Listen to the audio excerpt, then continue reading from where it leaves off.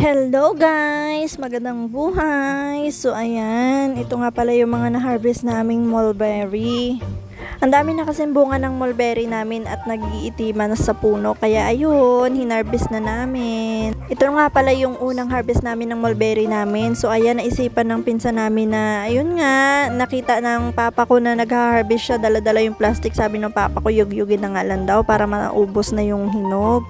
Kasi nga, mga susunod na araw is marami na namang hinog yan. Kahit niyug-yug mo yan ngayon, susunod na araw, meron na naman yan. Mabilis siyang maghinugan.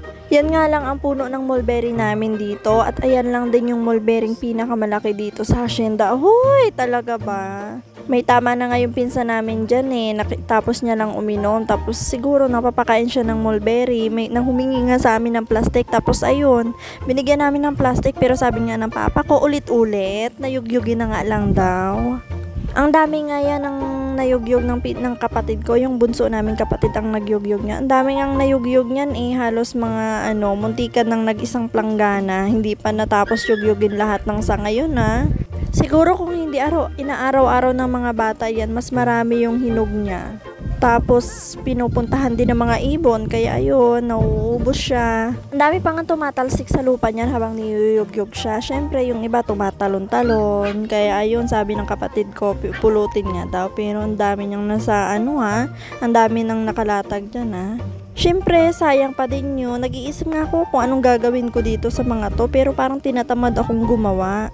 Marami akong naisip pero tamad akong gumawa. Ano ba yan? Isip ko nga gumawa ng wine yan. Pero sabi ko nakakatamad. Ang daming proseso at saka wala akong mga gamit. Wala rin akong yes. Hindi ko alam kung saan ako makakabili kasi sinubukan ko naman dito sa aming mga tindahan. Walang tinda. Baka merong tinda doon naman sa malayo pero tinatamad ako eh. Kaya sabi ko papakin na lang.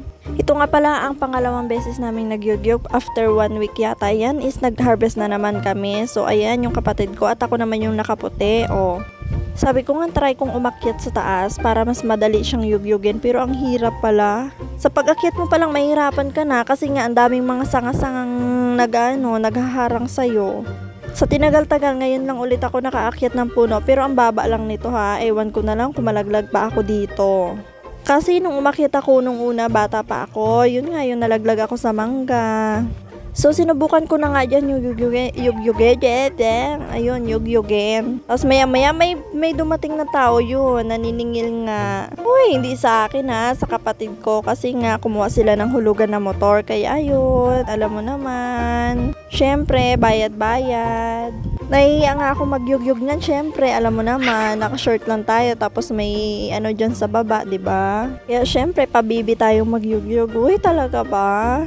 Sabi ko nga sa kapatid ko niyan, ang lalaki ng mga binutil, ang lalaki ng mga bunga sa taas. Sabi pa nga ng collector na yan is manghingi siya ng bunga. Sabi naman ng kapatid ko, uy, go, kuha lang, ang dami niyan eh. Tapos ayun, lumapit yung isa kong kapatid, sabi ko, videohan niya ako. So, 'di ba? Tignan mo, iba ang binibidyohan, hindi ako.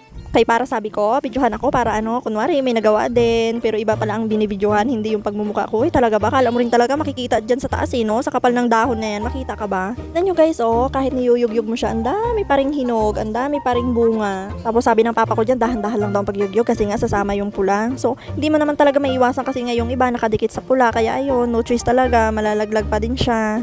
Alam nyo guys, sa tingin nyo, kunti pa lang yan, pero pag pinagsama-sama mo tong mga nalaglag na to, ang dami na. Lumipat na nga ako niyan sa ibang sanga at dito naman magyugyog. Tignan nyo guys, nangingitiman sa hinom. Mga time niya yan, kaya ako sinipag magyugyog kasi nga may naisip ako na gawin. Naisipan kong gumawa na talaga ng final na wine. Kasi sabi ko pwedeng gawing wine to eh, tapos magawa tayo ng shake. So ito nga pala yung mga napitas na yugyug namin. So hindi lang yan guys ha, marami din. Sobra-sobra kasi may naiwan pa sa lunang mga na yugyug namin. Hindi kasya dyan sa So ito nga pala siya guys Pinipilian ng kapatid ko para mamaya sabi ko maganda na, hugasan tapos patiktikan ba. So ito yung papa ko, tignan natin mamaya magtai-tai yan sa dami ng nakaing mulberry. Sabi ko mag-antay na lang siya kasi gagawa naman kami ng shake. Ewan ko ba dyan? Good afternoon, good morning. Hello guys. So ngayon, nag-harvest ko kami ng mulberry. Salamat guys. Dito kaya ang mawa sa akin dito na para meron lang akong kasama isang bangka ng inarvest namin. So kami ito kami. Why? Wala pag marami na tayo no? Kaya po yun. Let's do this. Kaya mga kaibigan, pag isang linggo kaibigan, lumapit kayo dito sa akin ha. Para meron lang akong kasamang magkain. Kagaya ngayon, umarbis kami, bilang ka lang ng 3 araw. Lumapit na kayo dito sa amin. Talagang paugustuhan ko kayo ng silong. Kayo na ang yumugyog. Dali lang guys, magpulot. Lalatagan lang natin ng luna eh. Yuyugyugin lang. Hindi pwede guys magkakit ang babae. Ay, hindi pwede magkakit ang lalaki, babae ha. Basta nakapalit eh. Yuyug naman. Okay, dito. Ang tamis. Ang sarap naman ng halaman namin na to. Ito, gamot ito sa guys. Goodbye guys! Thank you for watching!